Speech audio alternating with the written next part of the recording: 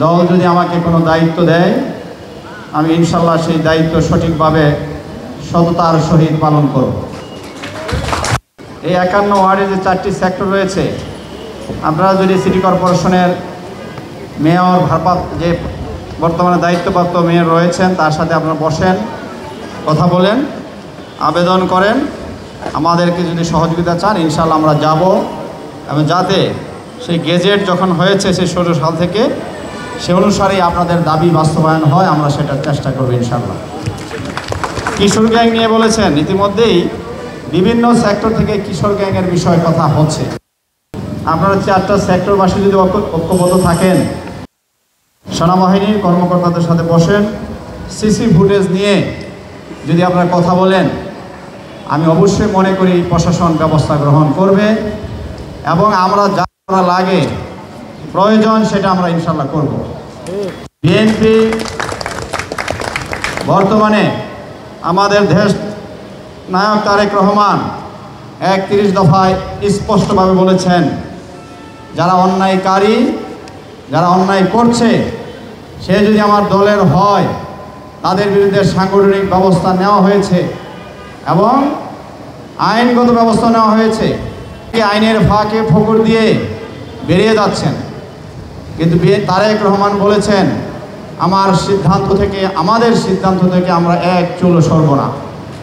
BNP এখন বিরোধী, সকলে আমরা সমান, যারা আজকে জামাত করেন বা বিভিন্ন এনসিপি বলেন, বিএনপি আমরা ভালো, হ্যাঁ ইনশাল্লাহ আমরা আগে থেকে অনেক ভালো সময় আছি, কিন্তু সকলেরই দায়িত্ব রয়েছে এই কিশোর গ্যাংয়ের বিষয়, চাঁদাবাজদের বিষয়, সেক্টরে বিভিন্ন জায়গায় যে সকল ভ্যান, অবৈধ রিক্সা বিভিন্ন জায়গায় জনবহুল জায়গায় বসছে, কল্যাণ সমিতিরও এখানে ভূমিকা এবং দায়িত্ব রয়েছে। আমি একটা শৃঙ্খলার মধ্যে আপনারা নিয়ে আসেন, এবং কল্যাণ সমিতির অবশ্যই সেই রকম সাহস, মনোবল, শক্তি আপনাদের থাকতে হবে, তাহলেই কল্যাণ সমিতির দায়িত্ব আপনারা সঠিকভাবে পালন করতে পারবেন।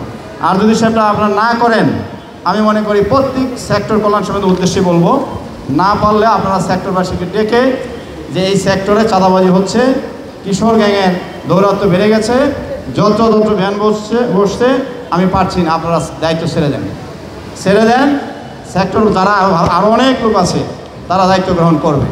আমরা কল্যাণ সমিতির সাথে এবং সাধারণ জনগণের পাশে ইনশাল্লাহ আমরা থাকবো, আমি এটা পরিষ্কার বলছি। সারা বাংলাদেশের বিভিন্ন জেলা, উপজেলায়, থানায় বিভিন্ন পেশাজীবী, বুদ্ধিজীবীদের সাথে তারেক রহমান কথা বলছেন, এবং আমি মনে করি মিডিয়ার মাধ্যমে, social media, electronics media, print মিডিয়ার মাধ্যমে আপনারা অনেকেই সে বক্তব্য জানেন এবং দেখছেন। এটা হলো আমাদের এই 18 আসনে কোনো সরকারি মেডিকেল নেই, করে এমপি হিসাবে তৈরি করে নিয়ে আসতে পারে। আজকে জনগণের ভাবনা 11 সেক্টর কল্যাণ সমিতির সমাজ কল্যাণ বিষয় আজকে এই অনুষ্ঠানের সম্মানিত রাখবো যে আমরা 11, 12, 14 আমরা যে এতদিন পর্যন্ত আমাদের আপনারা জানেন 16 সালে না এরা চাইতেছে আরো পরে ইউনিয়ন পরিষদ থেকে আমরা সিটি কর্পোরেশনে গিয়েছি। এই জিনিসটা আপনারা একটা গুরুত্ব সহকারে দেখবেন। আর ওই যে বাংলাটা হাসপাতালে আমরা দেখতে হয় এবার কেয়ারে ইয়েতে আপনারা একটা উত্তর একটা মডেল সিটি, আমরা গুলশান বনানীর দিকে তাকালে। অসংখ্য ধন্যবাদ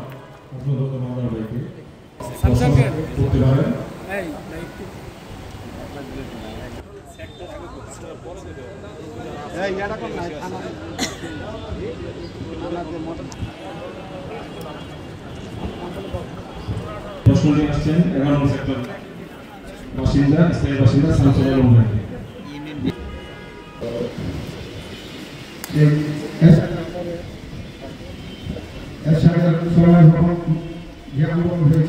অনেকেরই আমাদের সাথে অনেক নাই, এখন যে 14-31 দফা সাথে আসে না। আমরা বিগত দিনে দেখে মাসুদ সরকারের পর একটা সুন্দর কথা বলছে, এক ভাই শুধু 51 কেন, ঢাকা সারা বাংলাদেশে যেন চাঁদা বস্তা থাকে, কিন্তু আমরা